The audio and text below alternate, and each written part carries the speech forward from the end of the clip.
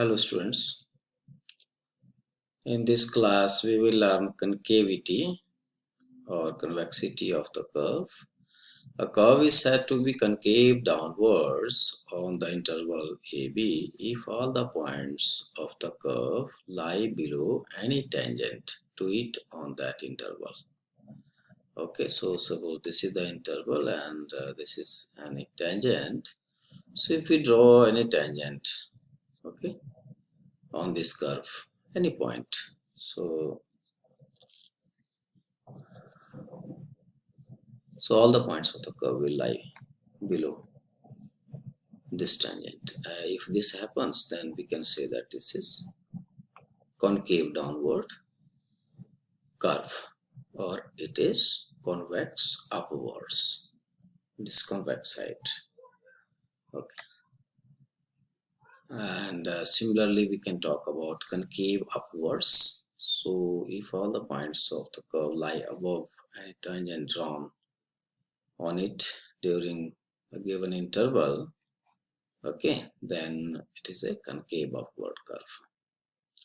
Point of inflection is a point that separates the convex part of from the concave part of the curve. And okay, a method of finding concavity and convexity. So for this, what we do, we find the double derivative y and find the interval AB for which this double derivative is greater than 0. Then this point is interval of being concave upwards.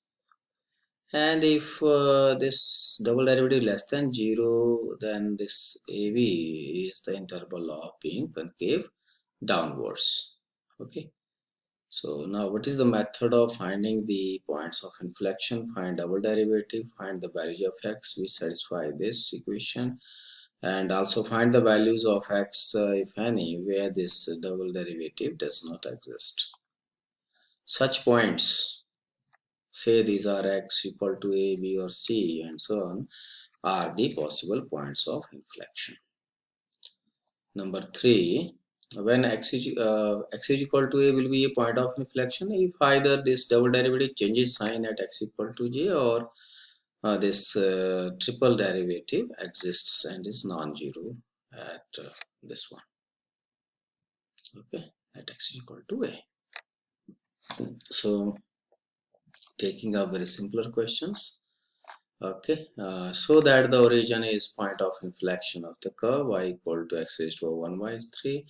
So just find out first derivative and double derivative. So from this double derivative we can see that this will be greater than 0 for when x is less than 0, and this will be less than 0 when x is greater than 0. So we can see that at x is equal to 0, this double derivative is changing sign for this curve. Therefore x is equal to 0 is a point of inflection, and therefore 0 0, that is origin, is a point of inflection to this curve. The second question, find intervals of concave upwards or downwards for the following curve: y equal to 3x raised to power 5 minus 40x cube plus 10 plus 3x minus 20. This is the equation of the curve, and just finding these first and double derivatives, and from double derivative this equation I get this. And if x is less than minus 2, y double dash is greater than 0, then y is concave upwards. And if minus x is greater than minus 2 and less than 0, then y double dash is less than 0, and then y is concave downwards. And similarly we can see that if x is greater than 0 and less than 2, then y double dash is less than 0, therefore y is concave downwards. If x is greater than 0, y double dash is greater than 0, then y is concave upwards. So from this analysis, okay, we can say that y is concave upwards in the interval minus infinity to 2 union 2 to infinity, and it is concave downwards in the interval minus 2 to 0 and 0 to 2. Now taking up the next question, that is if y is equal to this, has a point of inflection minus 1, 1 or 2, then find the value of a and b. This is already given that this point is the point of inflection. So just finding the double derivative and triple derivatives, these are these. Since point minus 1 comma 2 is a point of inflection, therefore it lies on the curve. Okay, definitely it lies on the curve. So just putting this x is equal to minus 1 and y equal to 2 in the given equation of the curve, I get this equation in terms of a and b.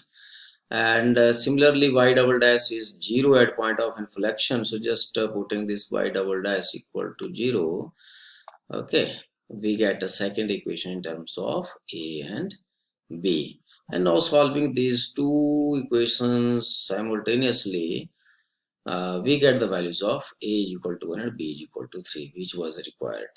Similarly, you can try out one more question of finding the value of a and b for the given curve. Okay, given that this point is a point of inflection.